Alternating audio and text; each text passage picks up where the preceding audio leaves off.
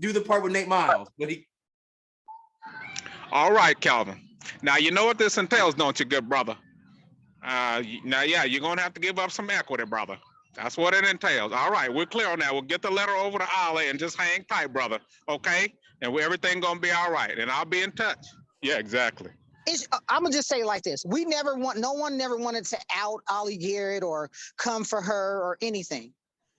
Right. No one wanted to do that. If the only way that people of color can get licenses is through being personal friends of Ollie Garrett, then there's a problem in the system, and that system needs to be examined. I'll just tell you as one member, I'm not moved by the personal, even if you say it's not personal, and then do it. And this is heavy. From woman to woman, black woman to woman, right? You haven't picked up the phone or sent me an email, Libby, listen, let me talk to you one-on-one, woman to woman. You haven't done that. Bingo. And I'm pretty sure you've researched my license application and everything, because all the information is there. It's not archived yet. Yeah, and all of this happened before you ever met me. You just met me, nigga. Damn. Exactly. Right? Yeah. Right. So, but one other thing that they're forgetting about some of our brothers over at Black Excellence in Cannabis were militant when during the first social equity meeting, and they actually called a few members. I think they called board member Garrett a gatekeeper. That's strong. Yes. Oh my God, right. I never called her a gatekeeper. Oh my God, dude. That is amazing. Thank you for remembering that. They call her a gatekeeper. Yeah, they got called gatekeepers. I haven't done that. But I'll just tell you as one member, I'm not moved by the personal, even if you say it's not personal, and then do it. So, Member Garrett, anything you'd like to add? No, thank you. Dear Mr. Postman, we're not moved by you either. And just because you say something is personal doesn't make it so. The allegations of cronyism against your agency have been around for years by the GAI before I ever stepped on the scene. And Miller Nash just echoed those last year. So your argument has no merit. Next, the uncontroverted declarations in federal court clearly show that the Sheltons were being handpicked to be the golden boys of the equity movement, but would have had to give up more than half of their business to Nate Miles, to Chris Bennett, and to Mr. Shelton's soon-to-be ex-father-in-law in order to play the game. That's extortionate conduct, sir. And Ollie Garrett's name is all over those documents, all right? So that's not picking on Ollie Garrett. That is searching for integrity within the system that you preside over. Let's get that clear. Did you hear me? We are trying to advance integrity in the system in which you preside over. Now, let's not get it twisted. And now Kevin Shelton, furthermore, is getting phone calls warning him to keep Nate Miles' name out of his mouth. All right, so, no. Next. There's some false notion that Libby Haynes Marshall, Sammy Sad, or the Sheltons are operating on speculation and telling lies about the power elite, including the NAACP. Now, that's not true, but if I had wanted to be, negative about the NAACP and those guys initially, I would have mentioned how they actually lied about me when I was NAACP legal chair, and that caused me to be indicted by a bunch of white folks in New Hampshire who eventually both got fired for abuse of public office. Fortunately, there were a couple of people at the NAACP who had integrity, and they too issued uncontroverted affidavits in my behalf. And then the cases were dismissed. But not thanks to the NAACP. So I could have taken a negative attitude about them, couldn't I? Guess what? I didn't do that when I got out here. Instead, I made movies for free, encouraging people to join the NAACP, and then they turned around and ignored Kevin Shelton and Sammy Sad when they asked for help in their cannabis movement. Okay? That's the facts.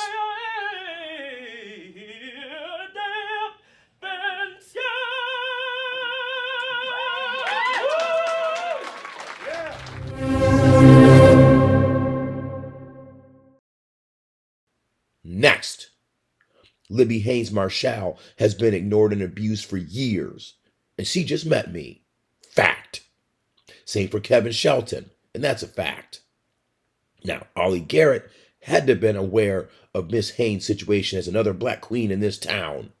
It was in the media, and it was one of the few cases with the LCB that went to the Supreme Court. And as I noted, she and I just met a couple of months ago. All right? So you can't blame me for that either. Get off that bus. Get off that bus right now. 61. James Farmer leads 13 people, black and white, onto buses in Washington, D.C., bound for New Orleans.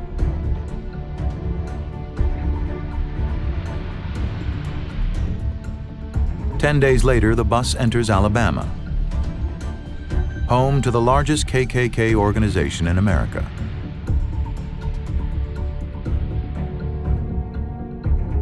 They know the riders are coming. In Anniston, the Klan surrounds the bus, slashing its tires.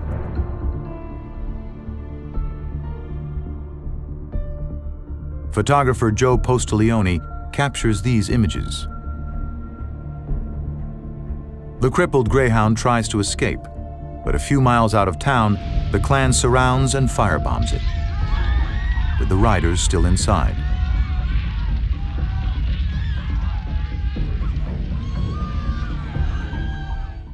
Lastly, it doesn't matter if someone swears at a public official. I didn't start out swearing at you, did I? No, sir, I did not. Now, Mr. Postman, I'll do my best not to swear at you, and in turn, I ask that you not play word police with Sammy Saad. That's not your position. Sammy is not anti-Semitic, nor am I. I won't tolerate it. In fact, I was part of one of the more prominent Jewish families in this town for years, as a proxy to basically Barry Gorin's cousin and I dated for years, and we're still friends, all right? I was the family videographer for a couple of years, all right? So I won't tolerate anti-Semitism. Most of my friends growing up were light-skinned Jews. But you, more importantly, cannot, will not, and shall not ever tell Sammy Saad that he cannot voice his observations that rich white people and light-skinned Jews and friends of Ollie Garrett get licenses in this town. Because guess what? It's a fact. Yeah, I was going to go, I had a prepared speech and all that, but I'm not going to do that. I'm just going to speak extemporaneously. I want to get a few things straight right now. First of all, I remind everybody that I am currently a hearing officer based on my civil rights experience. I am a hearing officer for government in a related field to civil rights. Okay, that's what I went to school for. All right, that and investigative journalism, and that's a fact. Okay, so with that in mind, let's move forward and talk about some of the things that are before us today. First of all, I made a mistake last week, or 2 weeks ago, when I said that we needed to run this analysis through a compelling governmental interest window and strict scrutiny analysis. That's not true. With respect to Libby Haynes, at least, all we need for her is a rational basis test, okay? Because you can easily engage in rulemaking, as you always do, and make the rule that if you went through the gauntlet and you got your lottery pass, you succeeded at that, and what NAACP's financial chair, Darryl Powell, called a fraud lottery. But if you succeeded at that, and then you didn't get your license because of a reason that's been taken away, then the rule should simply be that you go to the front of the line with these equity, licenses. This thing has to be to respect and honor those who built the industry, and that's the OGs. This means not just the black OGs, but the white OGs. My expert witness with John Novak and Sidra Raylene Hall, Frank Giese. I'm sure the LCB knows him. He was a pioneer too, all right? And these people never got a shot. They got two-stepped out by 502 and 5052. They come first. And these Johnny-come-latelys, they come second. Now, how do we deal with the Johnny-come-latelys in a civil rights framework for analysis? What happens then is we turn to the compelling governmental interest application, where you have to show that there's a compelling governmental interest in helping these blacks and OG whites who helped make the foundation of the legal cannabis market here. And that's a fact. We owe them. So given the fact that no blacks made it through, yes, the first several licenses should go to blacks. And then after that, you develop a ratio, 1-to-1, whatever you do. But that's the civil rights analysis, guys. I know it well. As I mentioned before, I studied under Ted Mearns. I was his law clerk for most of a year. The guy did the whole he was influential in doing Cleveland's desegregation. Okay, he was like preeminent civil rights scholar. What we're saying is that if the only way that people of color can get licenses is through being personal friends of Ollie Garrett, then there's a problem in the system, and that system needs to be examined. First off, I just want to speak, to Ollie and let her know that we're not here to hurt her or personally attack her. My mother is considered a Black woman, so I'm not here to attack her. I just wanted to shed some light, on the violations that were done against me. You guys still have not acquired the PLLC training, so you're still acting with limited authority. We were destroyed financially, some of us emotionally. We have family members, friends, that took the plunge with us and, loaned us money to get started. These people are expecting a return on their investments. So just to clear that, we're not here to attack the Black woman. We're not here to take her down. If it wasn't for a Black woman like Ollie Garrett, I wouldn't be alive, okay? But just some of the close affiliations are too close for home. Mr. Buchanan of the Washington State African American Cannabis Association told me on a phone call that he speaks for all of us. I'm here to clear that up today and to say that we're not acquiescent. We speak for ourselves. He can speak for those in the community that wish to not speak for themselves. He has the right to speak for them. Okay, we're here to speak for ourselves, and we want some justice. Where is the NAACP? Mr. Powell called the lottery a scam. You guys are coming out with another one. Where's the Washington State African American Cannabis Association? Where'd those guys at? We haven't heard one peep. We were told that we offended some people during the Senate committee meeting by mentioning some names. And I'm not here to get into the names. You can go and find the affidavits on the record and in the federal court. Okay, we're here to get justice and to speak for ourselves. Mr. Postman, you can make a difference. You can make a difference. You guys can make a difference, but it shouldn't just be to people that are close to you or that can be controlled or managed by you. What is the personal vendetta that you have against the Black pioneers? What is it? Why would you reach around those who helped forge the way for you guys to even get the salaries you're earning now? Why would you go around us? What is it? There's the work that's actually been done on the social equity licensing rules, and now that our licensing team is working on and getting ready to go. I just remain super impressed by it. It's a very difficult situation, as I think everyone can recognize. There is just a lot of litigation around these issues on both sides, and so anybody who thinks it's easy, I think that's a short-sighted view of this. The long term is not easy, and so we really need a strategy to make something work. That's what we're doing. I think we have it. So again, I just always will hope that we can move beyond the personal and talk about the policy, talk about case law if you want. You can criticize us all you want. And the NAACP never wrote you back. They never wrote you back, dude. We remember we went downtown and tried to find them, and they never wrote you back because they've got their share now, and they got it because they're friends with Ollie Garrett's people. I mean, it's a fact. So why am I not going to talk about that? Yeah. So I mean, and again, I'm going to say real quick. And again, if the problem is that that's the only way for Blacks to get what they need, then there's a problem with the system. And for you to lose more than half of your license, the value of your license, for you to lose that in order to play their game is unethical, amoral, immoral. It's rapacious, usurious.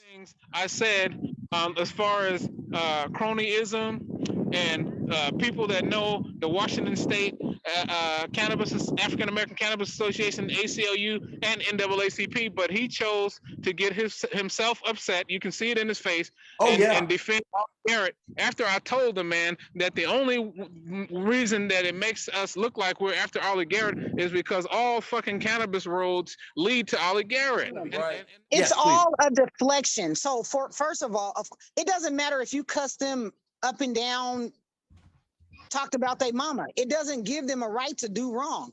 It doesn't matter. They took a sworn oath, right, to do right by the people. They work for us, supposedly. And by the way, they cut Sammy off. Sammy registered today, but Postman, remember how Postman cut Sammy off? And I checked him. They didn't call Sammy today. That's also unconstitutional. Please continue.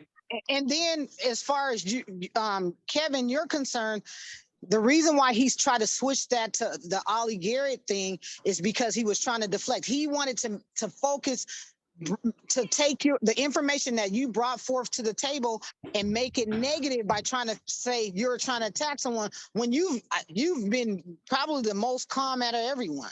Right. I just got to be honest. Right. And so everybody, we're not supposed to sit back and just get walked on.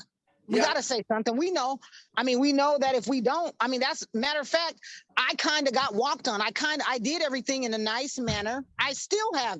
I haven't cussed anyone out. Like I said, I haven't went off on you guys or did none of that. I asked cordially, calmly, and respectfully to do right by me. What more can you do? Now, if I got my brother over here that's saying, hey, right, like a big brother should say, hey, we're not tolerating this madness. You're gonna do right by my sister and my little brother and doing it's all a part of the position that we all play for each other. Everybody can't walk around here being meek and nice and okay, liquor control board. No, that's not how it works. Right. And that's not how we're going to play it. You are playing your position, your part, with God, your God-given talents that he blessed you with. You're supposed to do that. And guess what? If they're professionals, they shouldn't be bothered by that at all. But do the part with Nate Miles. All right, Calvin. Now, you know what this entails, don't you, good brother? Now, you're going to have to give up some equity, brother. That's what it entails. All right, we're clear on that. We'll get the letter over to Ollie and just hang tight, brother. Okay? And everything gonna be all right. And I'll be in touch. Yeah, exactly. Yeah, he was in touch. He was in touch because he was in touch, but when I called him, he was in touch. He was in touch with your prostate, dude. That's what he was in touch with. But look, man, we proved that we can sit down at the table. So what if we get a little bit angry? We've had our lives turned upside down by the LCB's corporation, man. So we have a right to be a little bit angry. We've told these people that we will sit down at the table with you, but we haven't been invited. We just keep getting henchmen sent out, and third baseman and screenplays sent out to us to say, hey, y'all better shut up. Right, that's right, y'all shut up, right? We need to cut it out and invite us professionally to the table so that we can have a professional discussion about the wrongdoings and how to right them. Right, which is what I asked for. Remember last week I asked for a roundtable discussion with what's his name? With Gregory Foster. That's right. Yeah, Greg. And he responded back. He didn't say I was an asshole. He was like, you guys you've uncovered a lot of information that is proving useful. Remember that? Yes. Anyway, guys, I've got to sign up. I'm going to lose battery to the computer, and I can't do that because otherwise I'll lose a lot of stuff. Love you guys. Peace and stay strong, okay? Peace. One love. One love. I'll call you guys later. Peace out. Right. Okay. Good stuff. That was good stuff. Yeah, that's how we do.